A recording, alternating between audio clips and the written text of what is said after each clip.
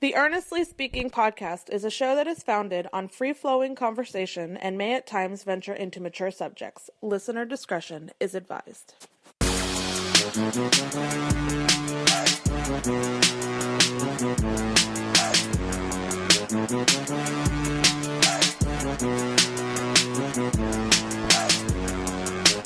First Week Podcast coming to you on April 12th, 2021. How you guys doing? I might feel really good today.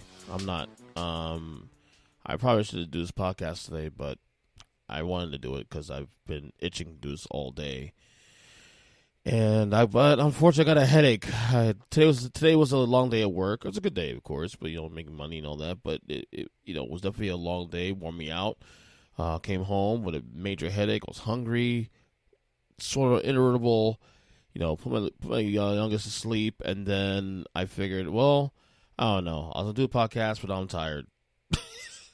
Now I'm tired, but then I said, you know what? Screw it. Push through. When you're passionate about something, you made a commitment to doing something that you're passionate about. You just go with it and see how long you can do it. So this may not go too long. I mean, these solo pods I do typically take 20, low end 20 minutes. High end 40. I don't see us going more than 25, 30 minutes, honestly. I even cut some of the topics I want to talk about. Just want to make this a simple show today. First off, this podcast you can find on any podcast catcher, such as Apple Podcasts, Spotify, Stitcher Radio, Google Podcasts, Amazon Music, you name it, and YouTube as well, of course. Can't talk today. Our Earnestly Media also. As you can see, I'm also not doing a video today because I feel like shit, look like shit. So I'm like, you know what? I'm not going to embarrass myself. So I'll just do this strictly audio only. But, of course, you can still get this show on all the podcast catchers or platforms I mentioned. Earnestly Media, of course, on YouTube. Earnestly Media on Instagram, on Twitter, on Facebook, you name it. So it's been a couple of days since the passing of DMX, Earl Simmons, the legend, hip-hop legend, 50 years old, still kind of reeling over that. He overdosed about a little over a week ago. He was in a vegetative state for about a week. We got conflicting reports whether or not he was still on life support, that he said he was, then he wasn't on it, then he's back on it, and leading up to his death on Friday. Man, I was really rooting for him to pull through, man, especially. Yeah, it was tough. I was pretty big fan of his back in the day. Even today. But I remember first hearing him, he did a guest spot on an LL Cool J song called 4321. And I think it was the third verse of the song jumps in there. Very fresh sounding, the voice. Like, you have all these hip-hop acts through the years that have their signatures, and some of them are great, some of them are whatever to me, like, at least in my opinion. DMX had a signature voice, had a raspy but direct, almost like he would be like what a, like how I would view James Brown, for example, vocally. Like, he had a signature voice like James Brown for hip-hop. Like the grunts and the ad libs and all that. Like, he was a rapper, but he kind of felt like, creative in a way. Like, he used his voice. He knew his voice. He wasn't just somebody who was rhyming over music. He was actually really putting his all, creatively into the music. And that's what I like about DMX a lot. Like, he always seemed to he carved his own niche in a sense. Think about him in his passing. Because he first came on the radar for me in 1998, 1999. 98 definitely, when the Hell and Darkest Hot, album came out, and Flesh My Flesh, Blood My Blood.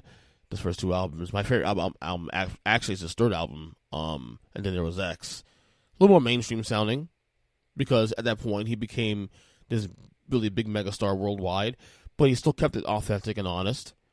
But it's funny because I was thinking about his impact.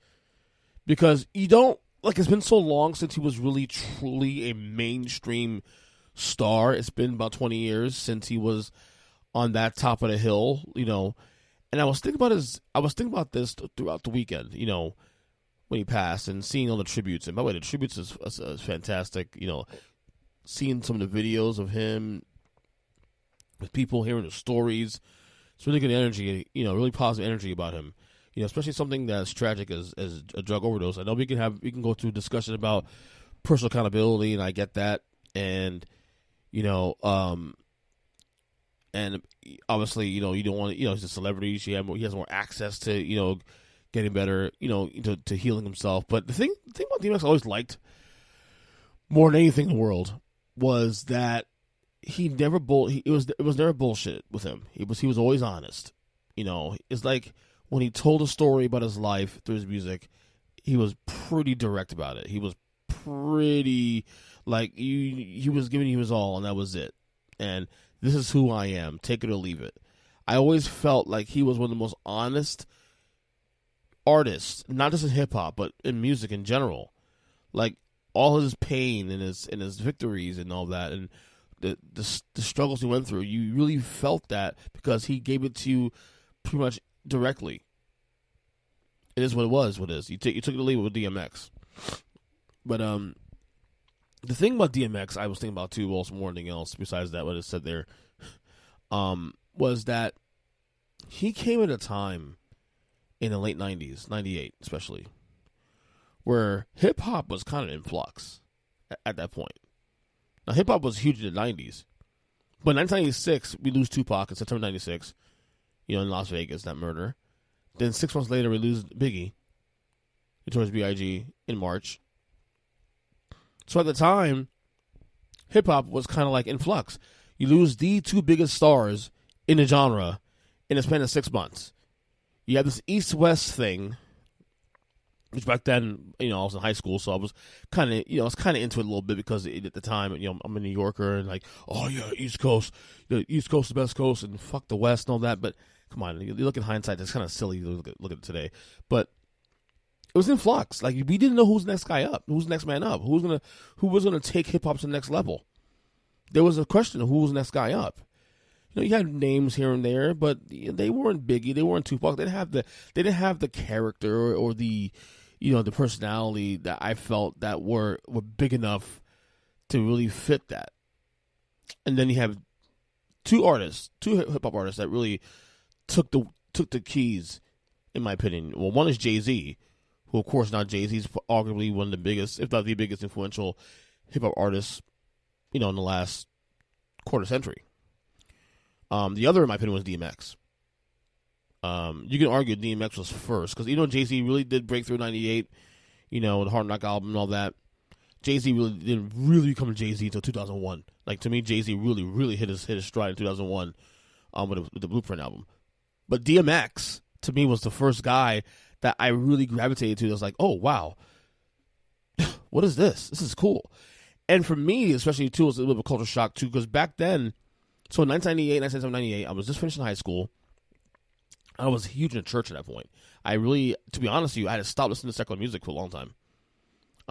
Even though I got into, hard rock and heavy metal and all that, and at that time, I still listened to hip-hop. I still listened to, a lot of hip-hop music, But I started, when I started going to church even more back then, I had actually taken a break from secular music. So right when Biggie passed away is when I stopped listening to hip hop for a little bit. Oh, secular music as a whole, honestly. Come back in 98, 99-ish, and this is DMX. Like, whoa.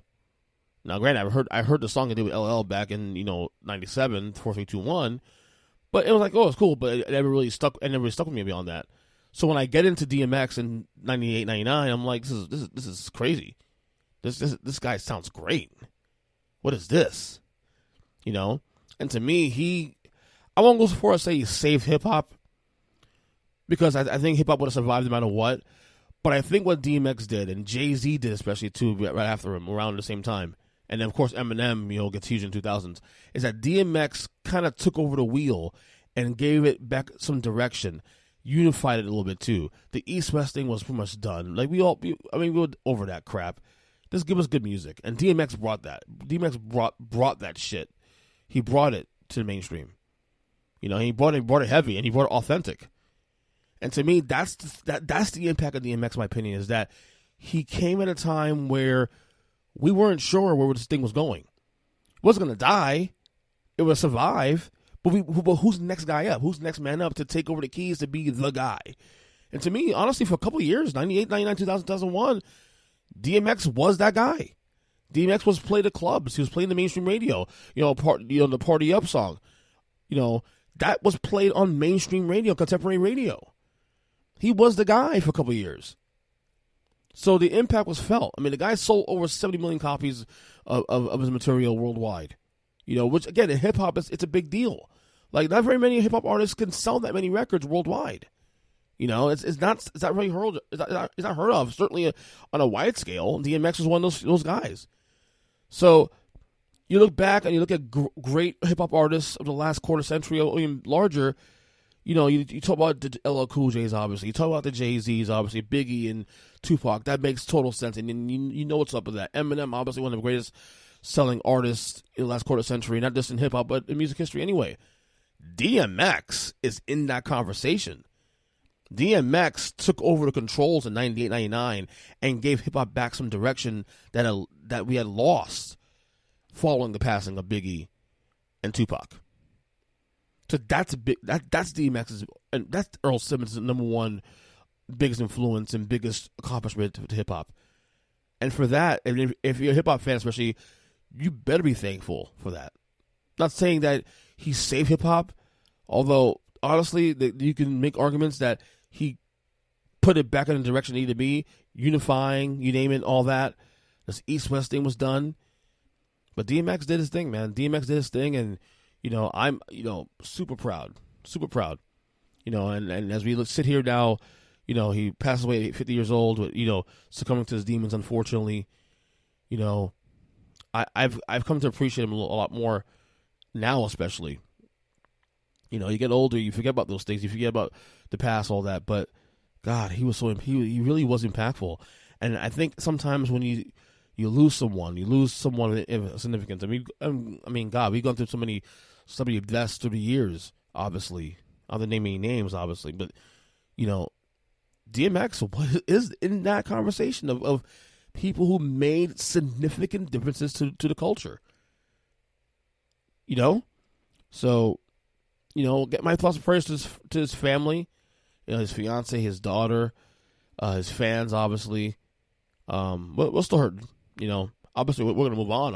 We're going to move on. But yeah, this one hurt. This one really did hurt, and honestly, it hurt more than I thought it would, because he wasn't someone that was significant in my life. Obviously, I mean, I love his music, and there was a time I really got into it, but I was never this crazy DMX fan. But I'm looking back at everything we see in hindsight, like. Yeah, this guy really did something. This guy really did something more than just a couple hit songs. Like, he really did put hip hop back on the map a little bit after it was kind of in limbo, kind of in flux, if you will. So, shout out to DMX. Rest in peace. Rest in power. Rest in paradise. I pray you finally found the calm and peace. Obviously. So. All right, no good way to segue out of this. But aside from DMX, of course, because I actually wanted to do this, talk about his passing last week on the podcast on Friday, but things came up and just was able to carve out time to do that. We are now at post-Wrestlemania. Wrestlemania concluded last night, 2 nights for the second year in a row. First Wrestlemania 2 nights in a row, though with crowd, albeit not at full capacity, but of course, this is my wrestling podcast, Take 3 Wrestling. My co-host, Mike Vernier, Joe Lopez, were in attendance. In fact, we did a Earnestly podcast recapping night 1. I couldn't make recapping night 2, and the guys that weren't able to do it. We're gonna recap night 2 probably on the upcoming episode that we recorded on a normal Thursday rotation. Look out for that, of course, and that podcast is available, as I said, just like this one, Take 3 Wrestling podcast, on any podcast catcher. This was a good WrestleMania overall. You have 14 matches, obviously. Not everything's gonna kill it. You'll have some duds, obviously, or some average matches. But considering first WWE event in over a year with the crowd, the excitement, considering that both nights had threatening weather delays. Night one had a half an hour delay, actually. They got through that, and they succeeded. But when night one was way better than night two, without question. No one could argue that. Night one was by far the best night of the two nights. Night two was decent, but night one crushed it. So the Mania, in my opinion, was really, really good. I really enjoyed it. I gave the entire event an A, honestly, because considering everything that came with it. Match by match. Well, real quick, you had the host Hulk Hogan and Titus O'Neil hosting the event. I've been critical of the WWE continuing to do these hosts and stuff. It's corny, in my opinion. I thought having Vince out there on night one to open the show was all he needed. He did that thing, and he's gone. We didn't need Hogan and Titus O'Neil's host. Although, honestly, I understand why they did it. Both guys on Tampa, Hogan obviously. But God, Hogan was booed like crazy. In fact, Joe and Mike were telling me that the booing was actually worse than we thought. Like, it was worse in person. There's rumors that they were actually piping some noise to cover up the boos on the stream. And it's back what I was saying a couple weeks ago on this podcast about how Hulk Hogan's star has diminished in recent years, not just because of what we've learned about Hulk Hogan through the years in terms of like how he was behind the scenes, but also some of the things he said, recently, racist comments he said, of course, and all that. Like, he's definitely, and you look at social media, man, he is just not well liked anymore.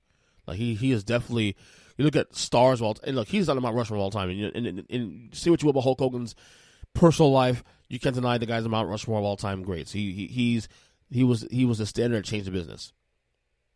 Both can be right. He's an asshole. Like Big Jim, James Neese comes to the podcast all the time. He said it best. Because I told him in text during night one that I have a really love-hate relationship with Hogan now because I'm one of the biggest Hulkamaniacs on the planet. I follow Hogan as red and yellow as a kid.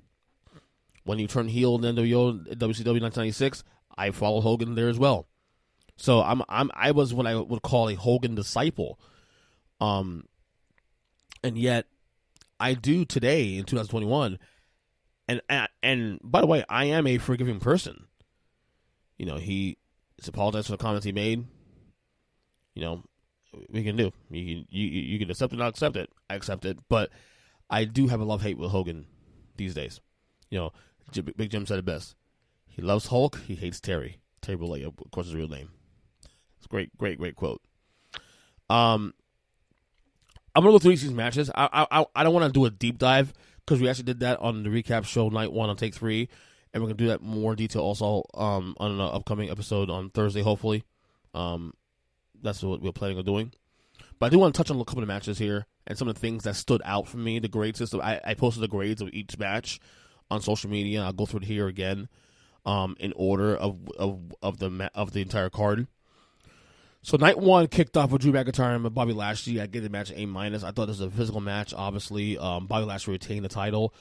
I thought they made the right move here. I think the benefit here is I think Drew McIntyre will benefit more from chasing the title now. There's a lot of value in chasing the title. I think wrestling fans don't get that. You get the belt, yes, cool. But there is value in chasing the title. Stone Cold Steve Austin is, in my opinion, the greatest superstar in the history of the business. Okay? The greatest superstar. Stone Cold Steve Austin also does not have a memorable title reign. Like, you could argue that most of his biggest moments, honestly, were with him chasing the title. He'll get it at Mania 15 against, it's The Rock. Obviously, getting for the first time against HBK. And, of course, the big Mania 17, him joining up with Vince, but again, all those things happened with him chasing the title. He didn't come to those matches as the champion. And so that's a great example of someone who didn't need the belt to get over. And in fact, it only made him bigger by chasing the title. Drew McIntyre will is going to benefit from chasing. He's had a phenomenal year. Obviously he won a title last year against Brock Lesnar. Obviously no crowds. He didn't get his Mania moment. We get it. But I think the right decision is made here. If Bobby Lashley loses this match, he's back to mid-card status. You already had the Hurt Business faction built last year, broken up a few weeks ago, which I hate, of course, because you were trying to propel Bobby Lashley to the top. You did that. Don't fuck it up. And now you got Bobby Lashley as a champion. Push this feud into August, into SummerSlam. Let Lashley get some bangers with some other players in the company, and let Drew chase. Drew can get his moment in over the summer, or beyond. So I thought the value there. I thought the writers did something well here, and realizing the value moving forward. The tag team turmoil match, which was look, we all knew it was filler. I gave it a C. Natalia Tamina won that one. Of course, we will go on the next night and face Shayna Baszler and Nia Jax. It's a C. It was what it was. It wasn't bad. It wasn't great. Seth Rollins and Cesaro were incredible. And again, what did I say on the preview show? There was no value in Seth Rollins winning the match here because Seth Rollins is the main man. Seth Rollins has had the moments at WrestleMania. He's the main man. He's now at a point now where he's getting guys over. Cesaro's been there 10 years. This is his first WrestleMania solo match. There was everything in the game for Cesaro in his match, especially if you're building stars going forward. Although Cesaro's been there a long time, but you need new faces into the title picture. And Cesaro winning was a big deal. I gave that match an A. I thought it was a banger. You had the New Day losing the tag team titles to AJ Styles and Omos his first match ever. It did its job. It wasn't a fantastic match. It got a match of B. Almost looked like a monster, yes, and all that. AJ and the New Day did a good job of, the New Day did a good job of selling Omos' bumps. AJ, of course, didn't really do much in the match. Just pretty much coaching Omos right through. It did its job. Let's see moving forward. I almost didn't do much. Almost was just doing a couple of spots, where like you the big angry giant. That's it. Looking like Andre Giant and a couple of the big guys in the past. Braun Strowman and Shane McMahon gave it a B. Didn't expect much from this match, to be honest with you. This is one of the matches that I thought I wouldn't care about, but it actually surpassed expectations for me. Again, I'm not a big Strowman guy anymore. Not really. His time has come and gone. Shane McMahon is by the way, Shane McMahon, I say this jokingly, of course, but for all the big spots he's taken through his career, especially WrestleMania, man, will there be a Mania where he actually will get hurt? I don't know. Stay tuned. Surprise of the night, of course, was Bad Bunny. Bad Bunny tag team match with Damien Priest, winning over Miz and Morrison. Bad Bunny was fantastic. Easily the best celebrity star in-ring performance you've ever seen at WrestleMania. And for as much praise, and look, he deserves the praise too here.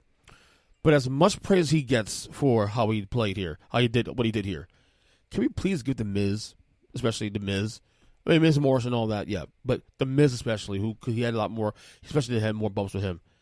Give the Miz credit here. The Miz has been in business over 10 years, I mean, hear people on social media who are critical of the Miz. This right here is why the Miz is great. Because it takes two to tango. It takes two to tango. And he did his job. He got Bad Bunny over, both in and out the ring. Hey, it's a fun match. fun match. And finally, by the way, the Strowman match, I gave it a B for the record. I don't know if I mentioned that. Main event, Bianca Belair, Sasha Banks. What a banger. Told a great story. Bumps. They had the great spots. The moment, the intro where before they got it on, you see both ladies, taking in the moments, standing ovation, to the first two black women to main event WrestleMania. For my money, they might be the first black male or female to headline WrestleMania, and this match definitely did its job.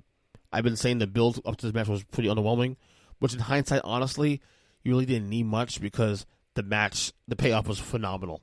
The payoff was way more than we knew it would be a great match, but it was even better than I thought. I gave this match an A+. It's easily a match of the year right now, overall. But I had someone on social media tell me, because I made a comment about that, saying it was the best match of the year, and this person, buddy of mine comments on my thread saying, you didn't see Thunder Rosa against Britt Baker? Like, who the fuck you talking to, bro? I'm an AEW mark. Before Saturday, that was match of the year. Bianca and Sasha crushed that one. And here's the reason why they crushed that one. For as phenomenal as that Britt Baker Thunder Rosa match was, Bianca Belair and Sasha Banks didn't need the extra gaga to have a great match. I think we look at the the Britt Baker Thunder Rosa match as a phenomenal match, which it was for the record, but it stood out because of the hijinks, the table spots, and the nails in the ring. All the extra gaga honestly made that match what it was. Bianca Belair and Sasha Banks had a regular wrestling match. Both ladies are arguably two of, if not the two best women's wrestlers in not just in WWE, in all pro wrestling.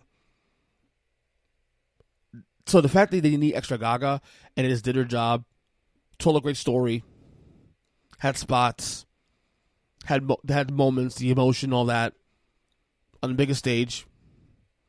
That's why it surpassed everything else. So that's why it's the match of the year so far. And of course Bianca winning the title. I'm looking forward to see how they book her moving forward. I'm actually. By the way, in hindsight too, especially, I'm really glad Bayley didn't get involved in this match. I was saying leading up to the match that Bayley get involved. Really glad she didn't, because honestly, it would take away from the match. Because the match itself sold itself. It was phenomenal. You didn't need Gaga, as I said. All right, so here's night two. Night two reaction here. Randy Orton versus The Fiend. Randy Orton wins. Weird fucking match. Weird match altogether. I gave it a C because I love the entrances. I love the presentation. You have the Jack in the Box intro for Bray Wyatt, and then the match happened. The match was 5 minutes, if that, which ends in Alexa Bliss coming out of that same Jack in the Box and black goo coming out of her face. The Fiend's distracted. Randy Orton throws an RKO, pins him 1, 2, 3. And then that's it. And then the crowd's booing. I don't get it. We'll find out on Raw. Actually, Raw's out now as we speak. We'll see if Raw, they'll have more answers to that. But I give it a C. Honestly, it should have been incomplete. Then you had the women's tag team title match between, as I said, Tamina and Natalya versus the champions, Shayna Baszler and Nia Jax. Lots of sloppiness in this match. Give it a C, though, because there's some good points in this match. There's some good points. By the way, I was hoping that they would split up Baszler and Jax, because I'm kind of over this tag team. Surprised they didn't do it. I thought Natalya and Tamina would have won, but hey, I'm not booking this damn shit, so who cares? Kevin Owens, Sami Zayn gave it an A-. The only reason I gave it an A- because that douchebag Logan Paul was there. Can't stand him. I mean, alone, I can't stand him. He has a douchebag face. Great match. This should have been the opener, by the way. I was saying this too. Why do you have the Fiend and Randy Orton open the match? So you opened the Mania with two. I gave it C's. I was being kind for both matches. Kevin Owens and Sami Zayn should have been the opening match of night 2. That was a banger. Sami Zayn's phenomenal in the ring. Kevin Owens is phenomenal. That should have been the opening match of Mania. It's night number 2. Sheamus and Matt Riddle. I'm calling Matt Riddle. I don't give a shit what Vince says. Gave it a B-. Better than we thought. I was not looking forward to this match heading into WrestleMania. Riddle's U.S. champion. Not really feeling it so much at WWE so far. Sheamus, of course, workhorse for a long time. He wins the U.S. title here. B- though, but it actually was a good match in the end. A couple missed spots here, but the match itself, especially the last couple minutes of the match, really good. These guys really went at it. You gotta give them credit for that. Much better than I thought. B-. Then he had the Raw Women's Championship on the line between Asuka and Rhea Ripley. I gave it an A-. Rhea Ripley wins the Raw Women's title. This is actually a pretty decent match. Obviously not as good as the night before with Sasha and Bianca, but this match told a good story. Look, no build. Obviously, Rhea Ripley just came off from NXT to Raw a few weeks ago, basically demanding a title shot, got the title shot. There was no story behind this. It just one of those matches being thrown in. It was pretty obvious Rhea Ripley's going to be a champion. It's pretty obvious. You're bringing her in to Raw, make a splash, beat Asuka. Asuka has been a champion for almost a year on Raw, and it feels like that she's just been there. And I love Asuka. I think Asuka's phenomenal. But I think Asuka needs a shake-up now. I think Asuka needs a shake-up. I think you can take her off TV a couple weeks. I'm not saying change her character, but maybe turn her heel again. I don't know. But she's something different, you know. So, and then finally main events. The triple threat match for the Universal title. Roman Reigns, Edge, Daniel Bryan. Gave it an A. Phenomenal match. And especially in hindsight, too, I look back in hindsight, not sure if I would have loved this match. It was just Edge and Roman. I'm actually glad Daniel Bryan was in this match. I'm really glad Daniel Bryan was in this match. Daniel Bryan, it made sense for the story. And Roman wins the title, or retains the title, rather. And love how they pinned both guys at the same time. People are pissed off on social media. Well, why is Roman champion? Understand this. This is not like sports, okay? This is sports entertainment. They're writing TV, okay? Roman Reigns as a heel right now is the absolute best story going right now in pro wrestling. Why would you want to end that right now? Him losing does not is to me, in my opinion anyway, him losing a Mania kind of takes the edge off of that. And I'll even go further with this. I hope Roman Reigns is a champion throughout the year, going into next year's WrestleMania in Dallas. I hope Roman continues to get heat, continues to get booed by the crowds, which you heard that he got a lot of heat. The heat was heavy. But only this time in years past, when he was booed, it was because he was a babyface and no one liked the fact that he was being forced down people's throats. Now there's real heat on Roman Reigns. And you know what? He's a bad guy, and he's getting all of it. It's the best story going on television. Don't fuck that up. Let it run through. I want this to go a whole year. I want this to go past SummerSlam, through Survivor Series, into Rumble next year. Roman's a champion. Because here's the thing you need to understand, too. Roman will not be champion forever. Someone will beat him at some point. Okay? And whoever that person they decide is the next guy to beat Roman Reigns in the next year or so will get over heavy because of the build of Roman Reigns. So assuming Roman Reigns is champion by next year in Dallas and Mania, that'll be almost 2-year reign of being champion. Let's say, I don't know, it could be Cesaro or Big E, whoever it may be. If they're the ones that are put over the top by beating Roman at Mania next year, they will look great. They will look huge for beating the monster that's Roman Reigns. Because this is the best story going on television. And you can still do more with this. The complete package with Paul Heyman, Jey Uso playing a great role. You know, building this family, this mafia, if you will. It's a phenomenal story. Don't end it. Don't need to end it. Build this thing for a long time going. And I'll say it again. People get pissed at me saying this. I'll say it one more time. Roman Reigns should remain Universal Champion all the way to next year WrestleMania. That's the best story. Period. Gave match an A. Phenomenal match. Great match. So, that's that. So, Mania as a whole was really good. I really enjoyed it. I really did enjoy it. So, we'll see going forward how this sets up. Because also, too, the big priority, too, for WWE going forward also, especially, is building new stars. And you're seeing this now. You're seeing how this company may look like in 2 years with the Biancas of the world and, you know, all that. Cesaro's. Like, we're starting to see a little bit of shift and change in things here. Like, Roman is the guy moving forward. But you're still creating stars in the same process, at the same time. And while you're building Roman to be this big heel, this monster, nasty heel, with that, you start building other stars under it and building people under that can challenge him in the future. Who might it be is the question. Like I say, could be Cesaro, could be Big E. Who knows? It could be Brock Lesnar come back. Who knows? But build this thing. Build it right. Tell the story long term. It's what's great for business, in my opinion. So there's that. There's the Mania recap. All right. A couple of things I get out here. We are now in April, obviously, and it seems like everybody has gotten vaccinated for this COVID-19 coronavirus. Everybody but me, of course. And I won't lie. I haven't said this publicly, but I'll say it here. I have apprehension to getting vaccinated, not because I don't plan on doing it. Number one, I hate needles for starters. Everybody keeps telling me, "Oh, the needles, you don't even feel it." But I have concerns. I have concerns in terms of, how I'm going to feel once I get the vaccination. Will this have some long-term effects on my health moving forward? Because this thing was rushed. Let's be real.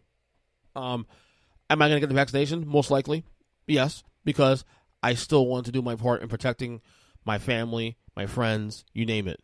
Last podcast I did here, I had one of my best friends on Dan Vezina on the podcast, and we discussed that, how he did the same thing too because of he had similar feelings over the vaccination because he wasn't sure, but he did it for the sake of protecting people he loves.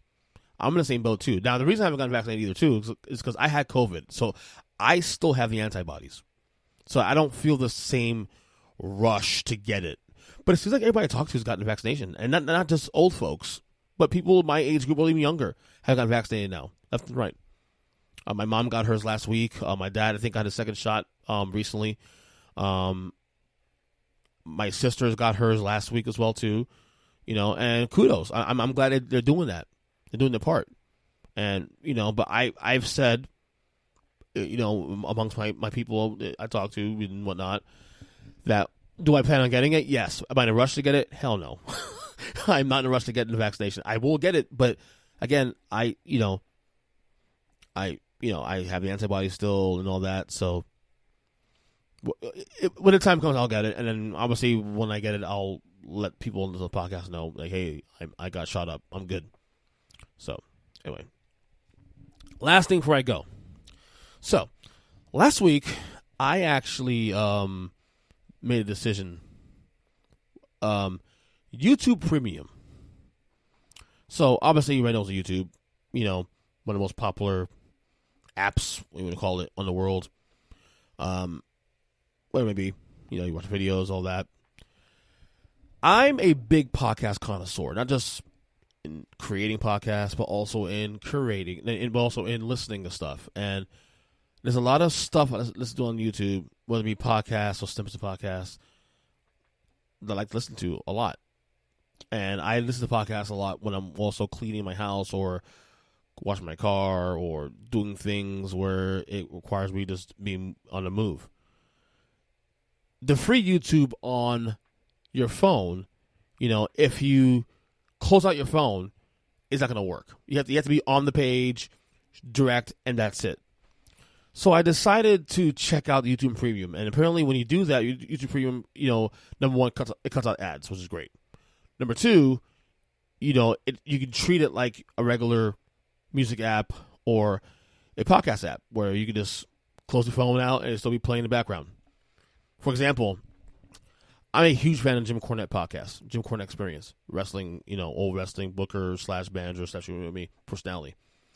But his shows are long. His shows are 3-4 hours long. It's like Joe Rogan shows are so long to the point where I just don't want to go through the whole deep dive of doing that. I listen to podcasts anyway. I have enough content to listen to as it is.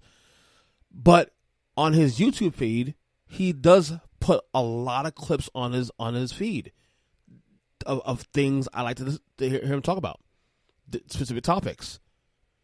Like I do with this show, I'll put out certain specific topics that I may find interesting people want to listen to on my YouTube feed.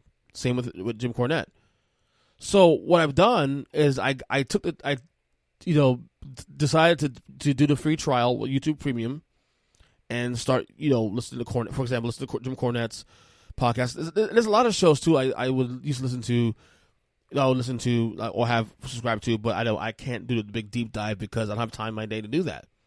Like Colin Cowherd's show, sometimes some of the ESPN shows I listen to, First Take or Undisputed or whatever on Fox Sports, but I'll listen to snippets of it. So I did the YouTube premium solely to see if I could work that into my regular day, because I do listen to a lot of content out there from different factions. Pat McAfee show, 3 hour show a day. I can't invest 3 hours a day in this podcast, but I can invest maybe 20 minutes of the clips he puts out there, and I can intertwine that into my daily schedule, my daily whatever I do. And so I'm trying to see if this is something I can hold on to, because it's $16 a month. Now, $16 a month is not a big deal. Is it a lot of money? No, not really. But again, someone like me, I don't want to pay for something that doesn't make sense. If it doesn't make sense, I'm not paying for it. So I'm trying to see is that $16 a month worth? Is it worth it? Is it worth taking that out of my account every month? We shall see. So far, I do like it. For the record, I do like it. I was thinking maybe if I did decide to do this, maybe cut off some things maybe find things in my bills or my expenses monthly expenses on my budget that I could replace it with. Take off $16 off. So far, I found one thing I took off. I decided to discontinue my Stars membership, so that's $9 a month. So I'm saving there. But so far so good. YouTube Premium, I like it. And I'm gonna see if there's something I can keep with. And again, I might do a couple months and then not like anymore. Now to say no, but we'll see if I can continue to make this work in that way. So anyway, that's a longer podcast than I thought. We went 42 minutes. I wasn't trying to do this 42 minutes, but again, when you get behind this microphone, you love what you do, you just continue doing it. It's not work anyway. So on Twitter, EJ7. Again, Earnestly Media on all social media platforms, and earnestly.net, the website. We'll talk soon. Love you guys. Take care. Bye.